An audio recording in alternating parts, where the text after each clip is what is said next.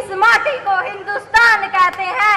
अरे जो दुनिया में दिखाई ना दे उसे कहते हैं खामोशी, जो दुनिया में दिखाई ना दे उसे कहते हैं खामोशी, जो आंखों में दिखाई दे उसे तूफान कहते हैं। वीरों की इस भूमि को हिंदुस्तान कहते हैं, वीरों की इस भूमि को हिंदुस्तान कहते हैं। अति आदरणीय चेयरमैन सर, स्कूल प्राचार्य महोदय व विशेष रूप से पधारे यहाँ प्रत्येक मेहमान का मैं तहे दिल से स्वागत करती हूँ व उन्हें स्वतंत्रता दिवस की हार्दिक शुभकामनाएं देती हूँ। मैं प्रिया धारीवाल कक्षा 8 की एक छात्रा हूँ। आज इस राष्ट्र निर्माण और राष्ट्र प्रेम के उपलक्ष्य पर मैं अपने कुछ विचार आपके सम्मुख रखना चाहती हूँ। अरे आजादी, आजादी का असली महत्व तो वही जान सकता है जिसने कभी गुलामी की हो। बड़े सौभाग्यशाली है हम जो स्वतंत्र भारत में जन्म लिया है। यूं तो आजादी की लहर 1857 से ही शुरू हो गई थी, आखिर 1947 में हमको आजादी मिली थी। मैं प्राचीन, मध्यकालीन और वर्तमान भारत के उदाहरणों से यह स्पष्ट करना चाहूंगी कि जब हम फिरंगियों के फेरे में फंस गए थे तब रंग दे बसंती चोलों के नाम से हमारे बल के टोले उभर आते थे, और जब हम इनकलाब जिंदाबाद के नारे लगाते थे हमारे खून में उठने वाला 5-5 डिग्री तक का तापमान अंग्रेजों के शासन की जड़ें हिला देता था।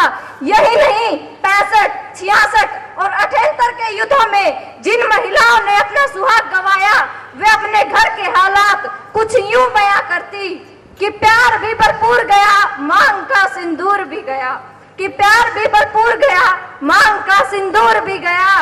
नन्हे नन्हे बच्चों की लंगोटियां चली गई, छोटी छोटी बेटियों की चोटियां चली गई, बाप की कमाई गई, भाई की पढ़ाई गई।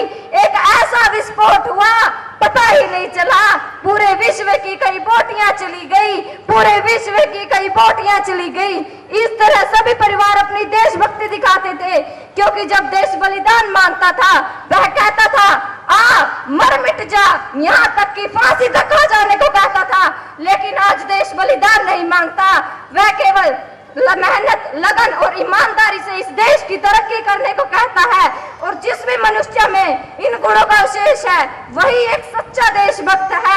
मैं ये नहीं कहूंगी कि किसी भी व्हाट्सएप, इंस्टाग्राम की डिप्पी को तिरंगे के रंग में रंगना ही देशभक्ति है।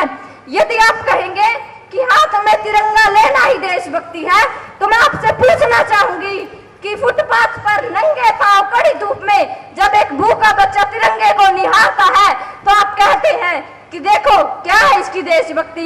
लेकिन मैं कहूंगी ये उसकी देशभक्ति नहीं है, वह उसके भूखे पेट की क्षमता है जो उसे ऐसा करने पर मजबूर करती है। क्योंकि न तो वह किसी मंदिरों को जानता है न मस्जिदों को जानता है, वह अपनी भूख के कारण सिर्फ अन्न के निवालों को जानता है, सिर्फ अन्न के निवालों को जानता है।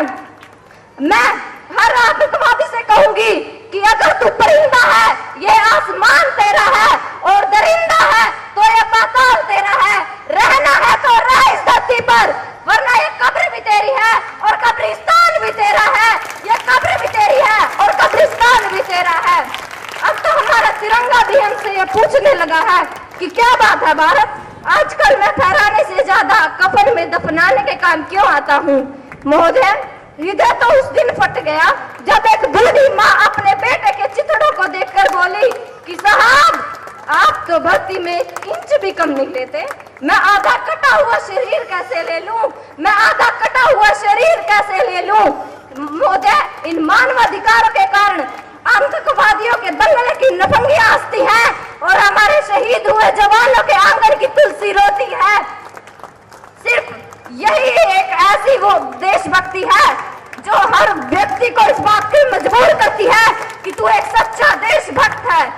ना कोई सरकार मेरी है, ना कोई बड़ा सम्मान मेरा है, कि ना ये सरकार मेरी है, ना कोई बड़ा सम्मान मेरा है।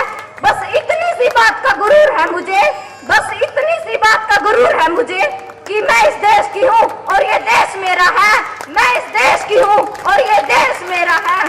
यदि मेरे मंच पर कुछ गलत कह जाने से आपको कोई दिक्कत आई हो तो मुझे क्षमा कर देना, अपनी बिटिया समझकर ही मुझे माफ करना। जय हिंद।